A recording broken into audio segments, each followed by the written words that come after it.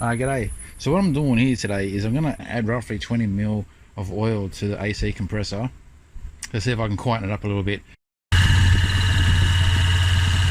That means I have to pull the system down, vacuum it so I can pull some oil in and then regas it. I've got HyChill in the system. I'm going to pull it down now, chuck the vacuum pump on it, leave that for about half hour or so, bring it down to -30 on the gauge there.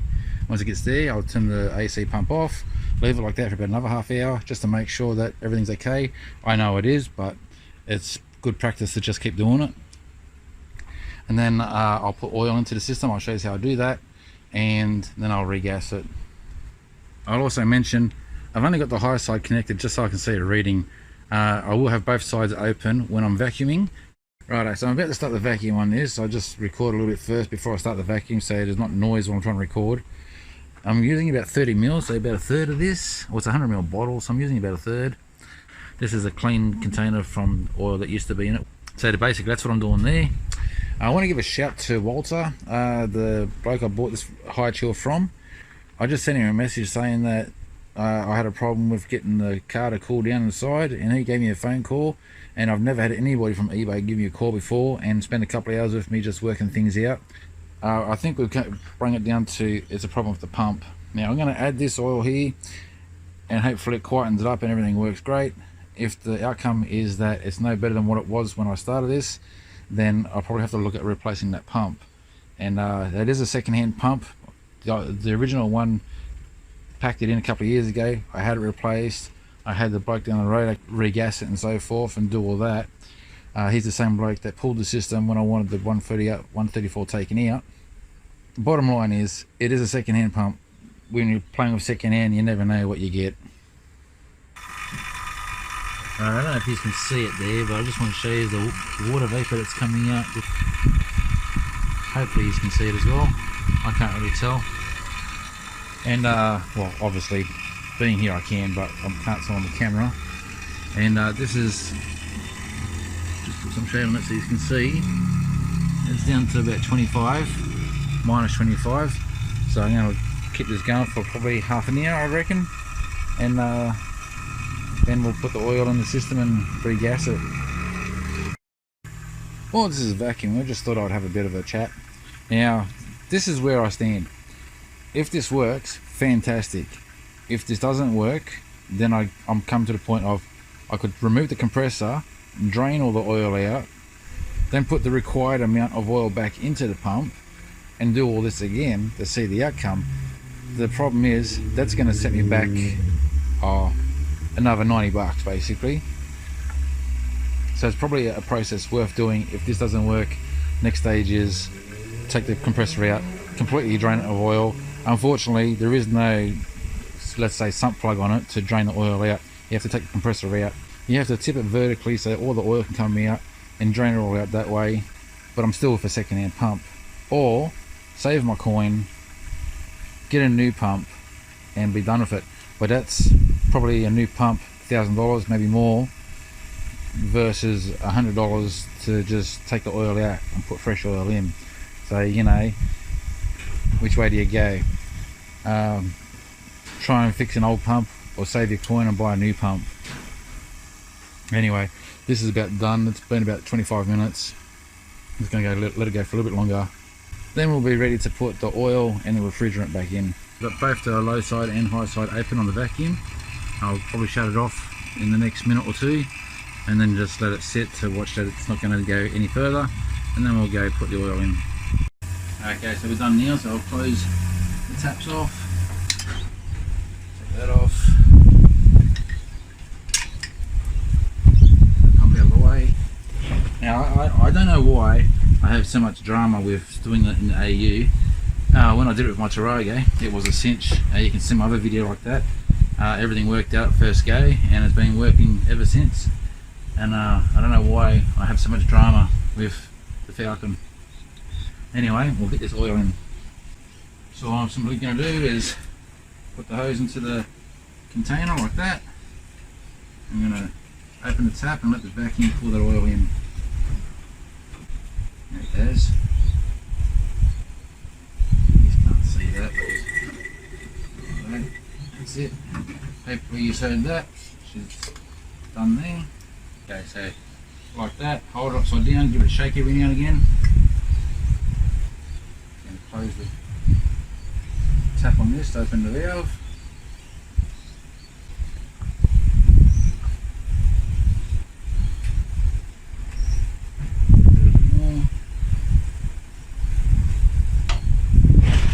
Got about 5 psi reading on it now, so I'm going to go start the car and I'll keep on adding it until the compressor kicks in. Just chuck that in there. And you can see that there, but the bottle sits nicely just down there. You can see that, excellent.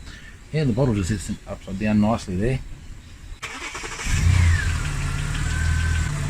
So all the vents are open and I've got the fan inside set on number 3.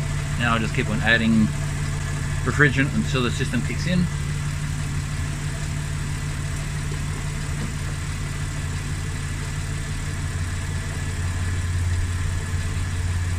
little bit at a time, not in one hit.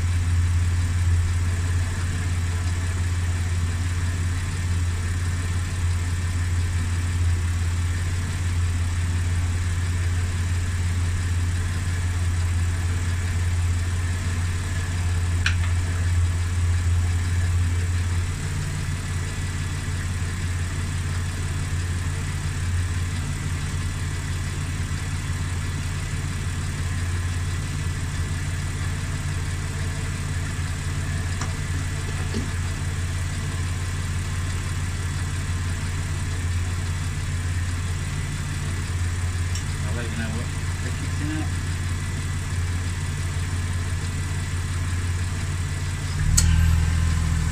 Now about 45 psi kicks in.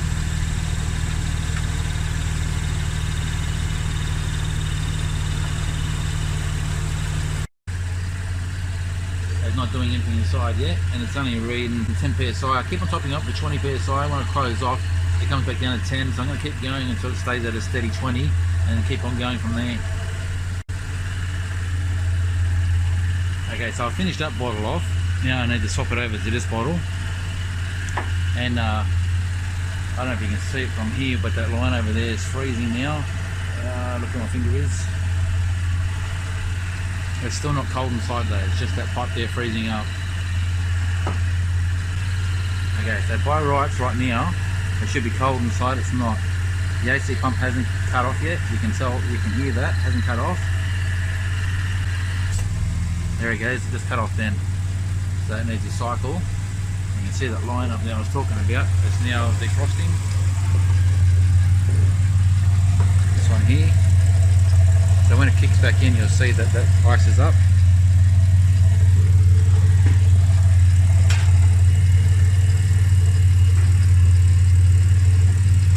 And the gauges come up to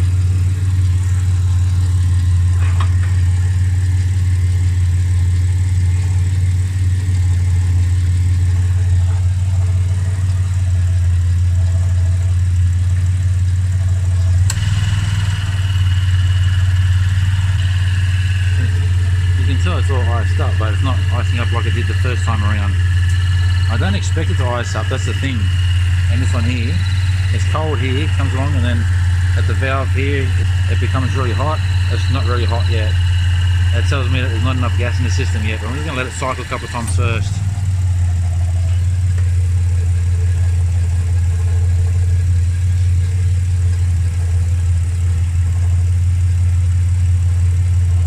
That's kicked off.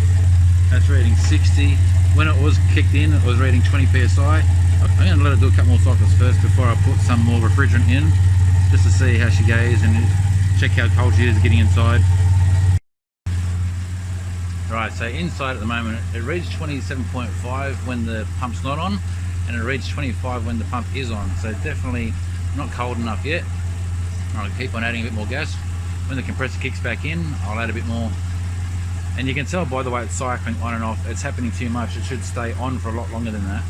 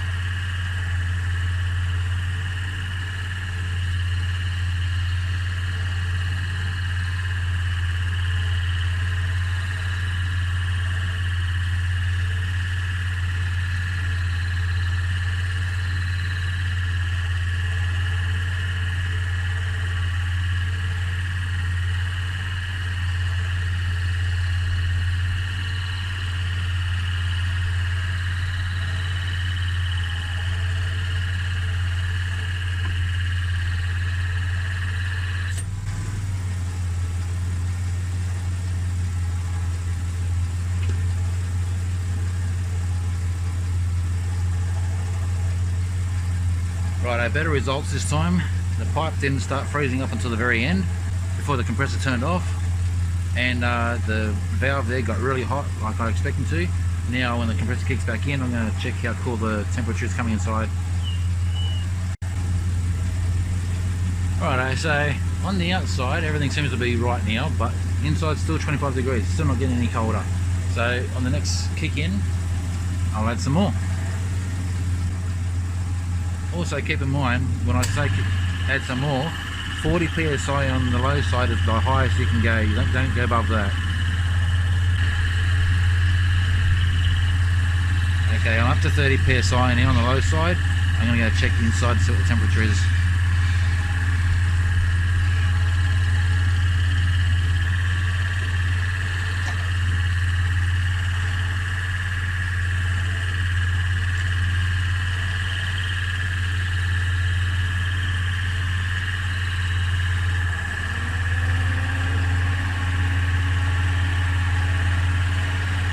If you're wondering what I did just then, I just bypassed the fan with the relay. I only just noticed the fan should also be kicking in when the AC comes on. So I must have a faulty temp sensor there. I'll investigate that. Right, it's 19 in the car at the moment, so it has come down, but still not enough.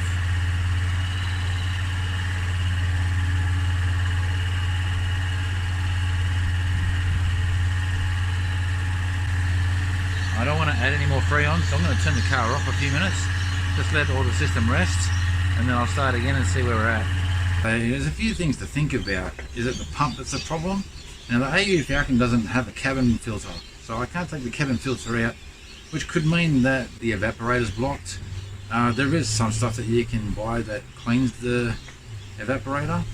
You know, I'm not really too sure how to go about that without pulling the dash out and actually cleaning it. If that stuff's any good to use, I'll give it a go. I'm thinking maybe if I put the blower in reverse, you know, just add a battery power to the blower itself, get it to suck the other way, because you can only get the stuff in through the vents, and that's only cleaning the side that's probably already clean. You need to get to the other side, right? I don't know if the foam actually gets through it and cleans it out. I think you're going to have to do a force of suction in the opposite direction, so you can suck that foam in. And anyway, I'm going to let it rest for about 10 minutes, and then we'll start it up again and see where we're at. At the moment it's reading just under 100, and that's on 100 as well. So we'll start her up and see how she goes.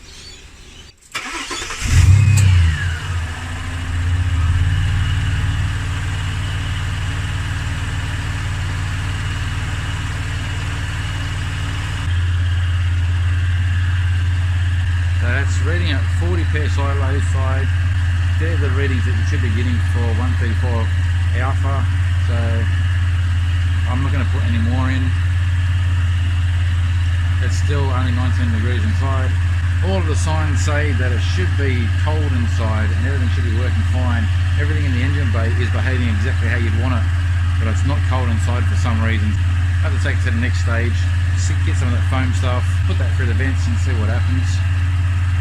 I thought for sure when the fan wasn't kicking in that was my problem, but it didn't make any changes. That's what these videos are about, aren't they? You know, if I've got a problem, I'll work out what the problem was and how I fix it and share it with you guys.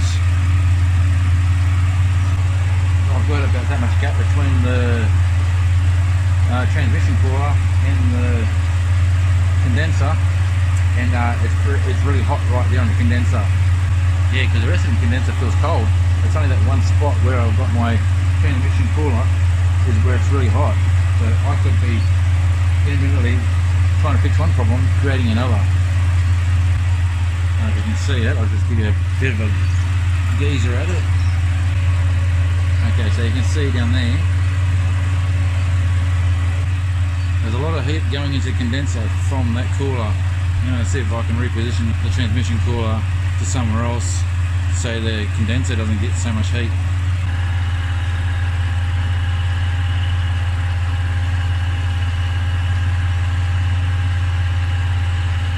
Tomorrow, move that transmission cooler away from the condenser and see if that makes a change. And also there's that foam stuff inside to do as well.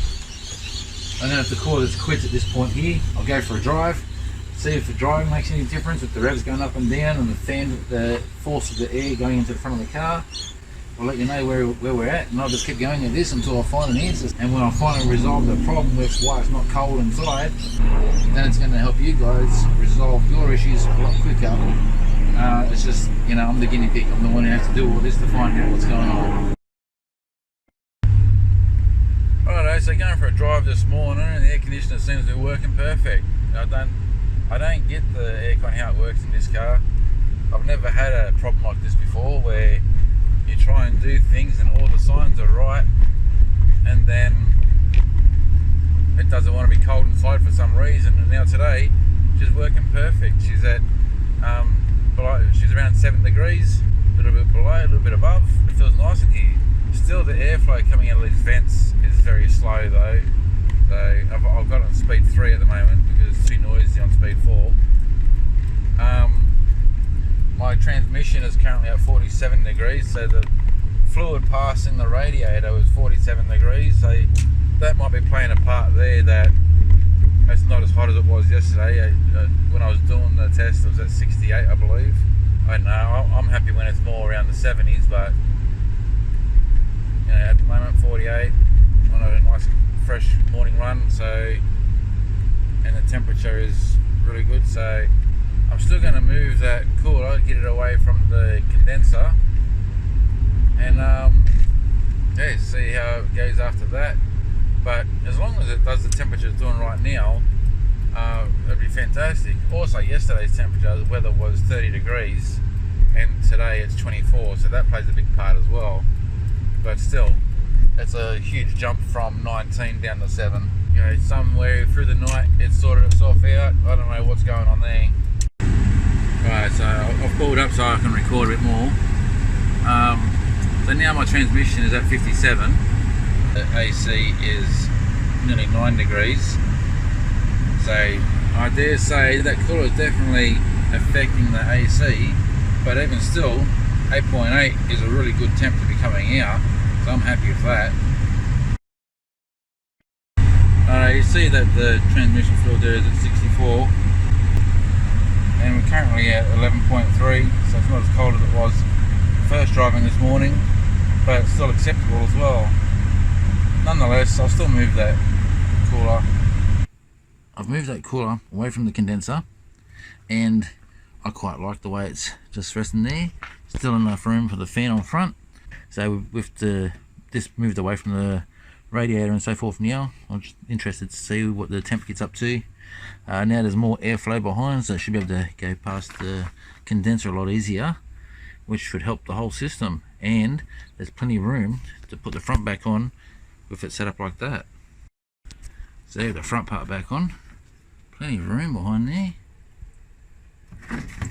This is not in properly yet because I want to show you this, but yes, beautiful. Should have done that in the first place. Okay, so on the next run, we'll test it while I'm driving. Right, well, you can appreciate, I don't want to hold my phone for too long, but that's showing 9.5 degrees. It's a 30-degree day. The foam did make a difference. I didn't think it did at first, but turn the fans on full. I can feel it hitting my face now. Before I couldn't. Definitely made a difference. Is it as forceful as it could be? I don't think so, but I think it's probably about 2/3 of what it could be.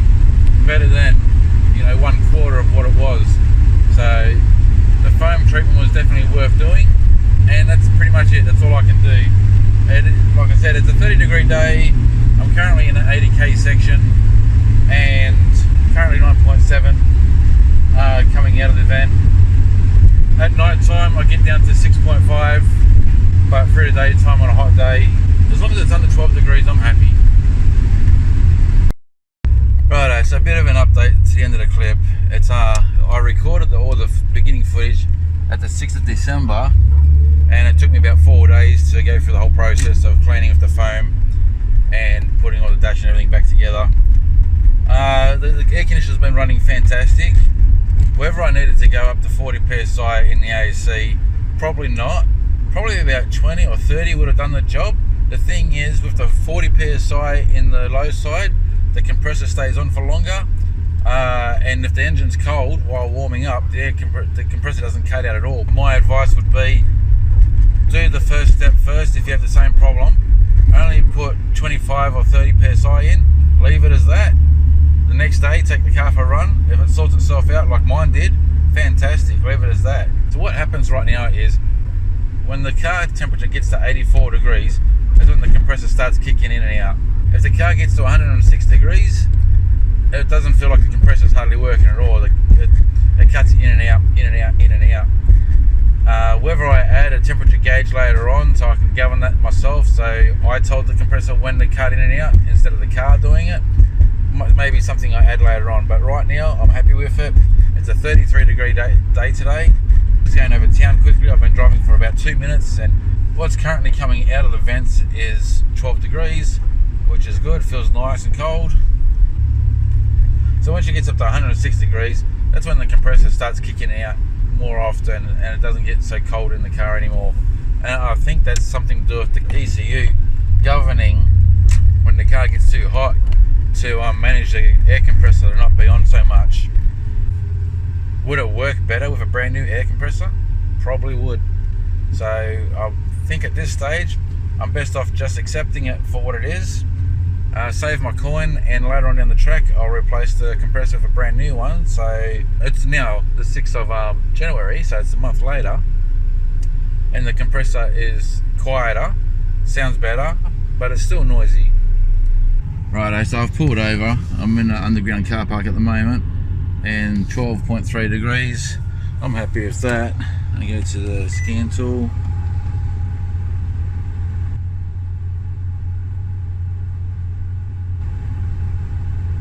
And the car's at 92 degrees. Transmission at 62, so everything's happy. I'm happy, and we'll just leave it for that for now. I know this clip was a bit long-winded. I tried to cover everything. There was about 5 hours of footage that I had to edit right down, so I kept all the important stuff of the clip. So it's taken me a bit of time to edit this clip, so I'm sure you can appreciate that. Anyway, we're done for now. I'm happy with the car. The car's working fine, and I'll catch you on the next one. Thanks for watching, guys.